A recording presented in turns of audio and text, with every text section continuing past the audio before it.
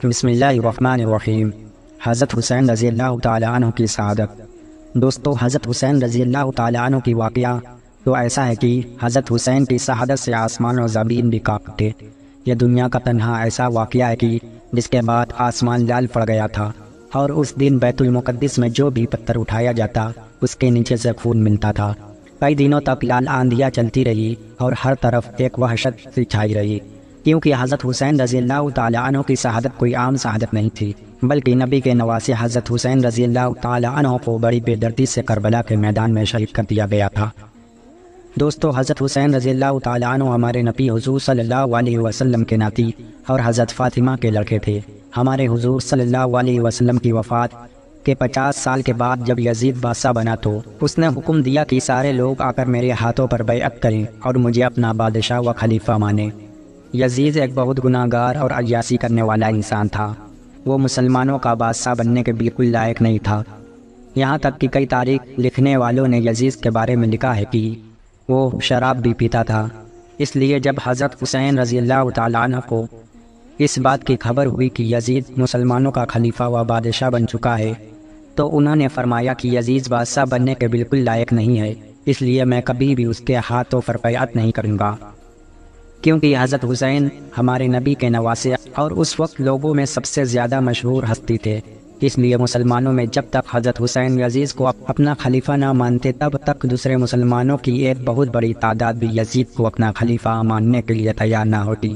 یہ خبر جب مدینہ کے گورنر ولید تک پہنچی تو اس نے حضرت حسین کو اپنے ساتھ بلایا اور کہا کہ آپ یزید کو اپنا خلیفہ مان لیں، ورنہ آپ کے خلاف کوئی بڑا فیصلہ لیا جائے گا۔ حضرت حسین رضی اللہ تعالیٰ عنہ نے جواب دیا کہ میں کسی گناہ گار انسان کو اپنا بادشاہ ہرگز نہیں مان سکتا، اس لیے میں مرنا تو گوارا کروں گا لیکن یزید کو کبھی بھی اپنا خلیفہ نہ تسلیم کروں گا۔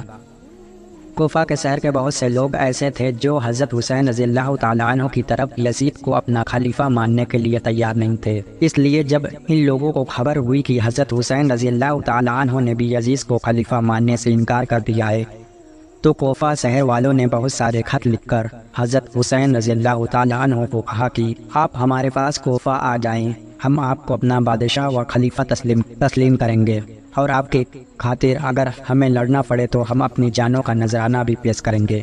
یہ بات جب حضرت حسین رضی اللہ تعالیٰ عنہ کو پہنچی تو انہوں نے کوفہ شہر جانے کا ارادہ بنا لیا، لیکن حضرت عبداللہ بن عباس نے کہا کہ آپ اس طرح سفر نہ کریں، یزید کی حکومت بہت ظالم ہے، اس لیے وہ آپ کے خلاف کوئی بھی قدم اٹھا سکتے ہیں، اس لیے آپ کوفہ والوں کو پیغام بھیج دیں کہ اگر وہ حقیقت میں آپ کو اپنا خلیفہ تسلیم کرتے ہیں تو خود ہی اپنے لشکر لے کر مدینہ آ جائے۔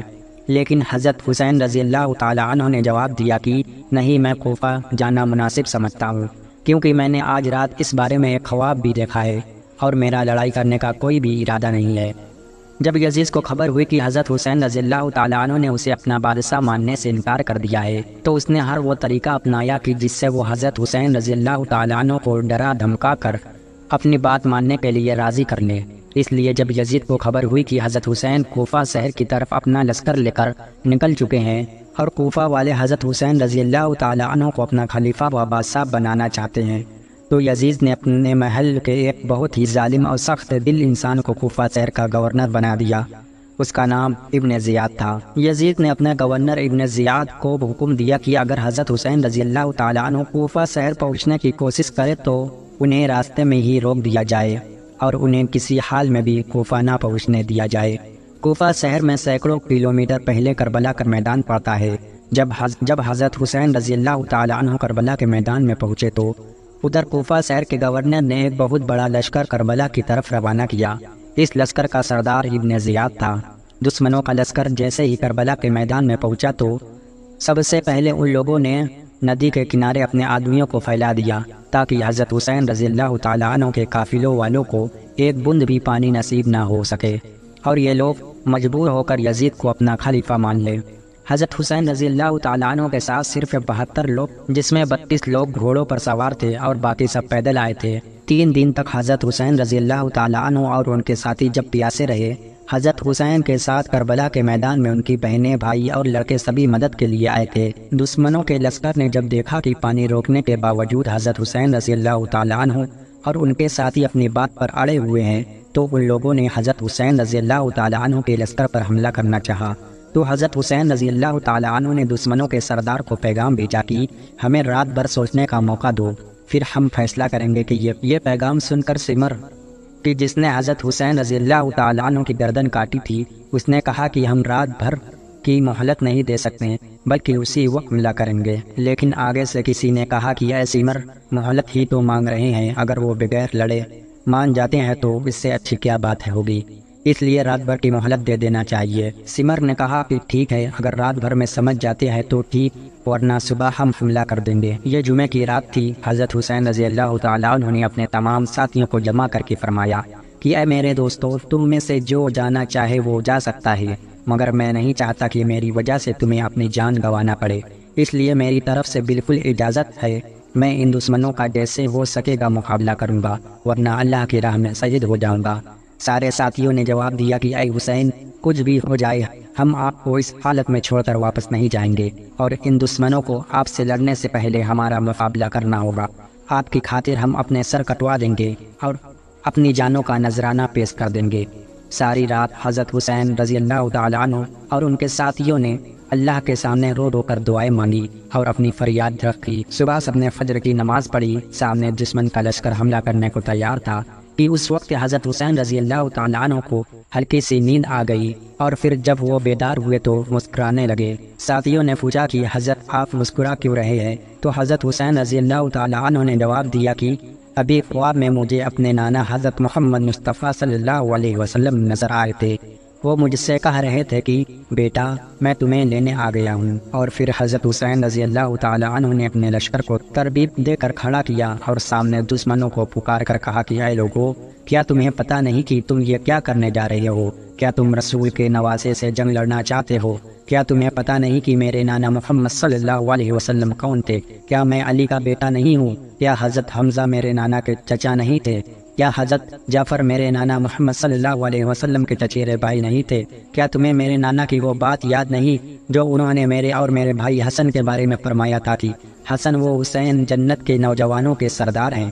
دشمنوں کے لشکر پر حضرت حسین کی ان باتوں کا کوئی اثر نہ ہوا۔ ان کے لشکر میں صرف ایک مسلمان حضرت حر بن قیس ایسے تھے کہ جو یزید کے لشکر کو چھوڑ کر حضرت حسین کی طرف آ گئے اور کہنے لگے کہ یہ وقت ہے جنت اور دوزخ کے فیصلے کا، اگر آج میں حضرت حسین رضی اللہ تعالی عنہ پر تلوار اٹھا لوں گا تو اللہ مجھے ہمیشہ کے لیے جہنم میں ڈال دے گا۔ دشمنوں کے سردار ابن سعد نے سب سے پہلی تیر حضرت حسین کے لشکر کی طرف چلاتے ہوئے کہا کہ تم لوگ گواہ رہنا کہ آج سب سے پہلا تیر میں نے چلایا تھا، اور پھر لڑائی شروع ہو گئی۔ حضرت حسین رضی اللہ تعالیٰ عنہ کے لشکر کے ساتھ اللہ کی ایک خاص مدد تھی کہ سامنے دشمنوں کا 4000 کا لشکر تھا اور ادھر حضرت حسین رضی اللہ تعالیٰ عنہ کی طرف صرف 72 لوگ تھے، لیکن یہ 72 لوگ ان 4000 دشمنوں کو اپنی تلواروں سے ایسے کاٹ رہے تھے کہ جیسے گاجر مولی کاٹتے جاتے ہیں۔ حضرت حسین رضی اللہ تعالیٰ عنہ کے لشکر میں ایک بہت بہادر مسلمان تھے، ان کا نام حضرت زہیر تھا۔ دشمنوں کے 10 لوگ ایک ساتھ مل کر حضرت زہیر پر حملہ کرتے، لیکن حضرت زہیر اپنے گھوڑے پر بیٹھ کر اپنی تلوار ہوا میں لہراتے ہوئے ایسی تیسی سے ان دشمنوں کا مقابلہ کرتے، پلک جھپٹتے ہی سب کی گردن کاٹ کر انہیں زمین پر گرا دیتے۔ کوئی ان کے پاس آنے کی ہمت نہیں کر پاتا تھا۔ حضرت زہیر کو دیکھ کر سارے دشمن سہمے جا رہے تھے کہ تبھی سمر نے حکم دیا کہ زہیر کے پاس کوئی نہ جاؤ، بلکہ دور ہی سے ان کے اوپر پتھر مارو اور تیر چلا چلا کر ان کو زخمی کرو، ورنہ تو آج سارے لشکر کو ختم کر دیں گے۔ اور پھر دشمنوں نے ایسا ہی کیا، انہوں نے دور سے حضرت زہیر پر پتھر مارنا شروع کر دیے۔ حضرت زہیر بہت دیر تک پتھروں کو روکتے رہے، لیکن تبھی اچانک ایک دشمن نے تیر چلایا اور وہ سیدھے حضرت زہیر کے کندھوں پر آ کر لگا کہ جس سے ان کا ہاتھ کٹ گیا۔ سمر کے حکم پر فوج نے دوڑ کر حضرت زہیر کو رسیوں میں جکڑ لیا اور اپنے سردار ابن زیاد کے سامنے لا کر پیش کیا۔ حضرت زہیر نے ابن سعد سے کہا کہ شکر منا کہ میرے ہاتھ کٹ گئے، ورنہ آج میں تیرے سارے لشکر کو کاٹ دیتا۔ ابن سعد نے حکم دیا کہ ان کی گردن اڑا دو، اور پھر پیچھے سے سمر نے اپنی تلوار سے حضرت زہیر کی گردن کاٹ دی۔ حضرت حسین رضی اللہ تعالی عنہ کا لشکر اتنی بہادری سے لڑ رہا تھا کہ دشمنوں میں سے کوئی بھی ان کا مقابلہ نہیں کر پا رہا تھا۔ اس لیے دشمنوں کے سردار ابن سعد نے 500 تیر اندازوں کو تیر کمان دے کر بھیجا اور کہا کہ دور ہی سے حضرت حسین رضی اللہ تعالیٰ عنہ کے گھوڑوں کو تیر چلا چلا کر مار ڈالو، تاکہ حسین رضی اللہ تعالیٰ عنہ کے لشکر والے بے بس ہو جائے اور پھر ہم اپنے گھوڑوں سے ان پر حملہ کر دیں۔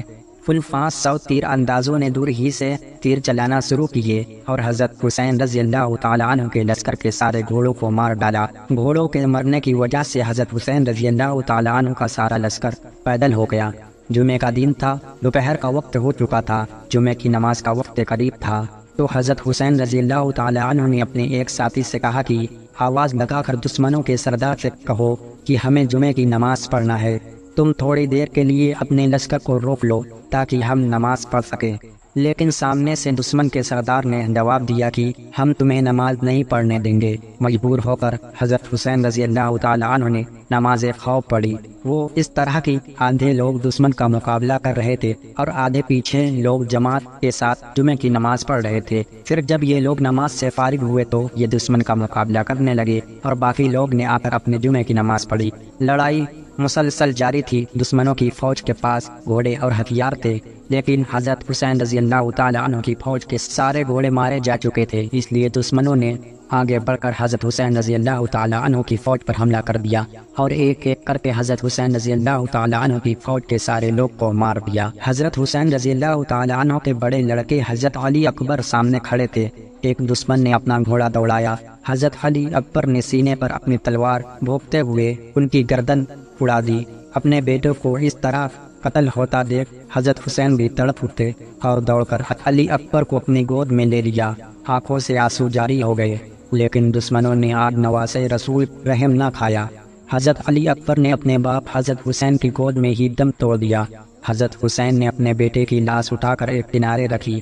اسی وقت ایک دشمن نے حضرت حسین پر حملہ کرنا چاہا تو حضرت حسین کے بھائی حضرت عباس آگے بڑھے اور اس دشمن کا جم کر مقابلہ کیا، لیکن وہ اپنے گھوڑے پر سوار تھا اور حضرت عباس پیدل تھے، اس لیے تھوڑی دیر کے مقابلے کے بعد اس دشمن نے حضرت عباس کو بھی شہید کر دیا۔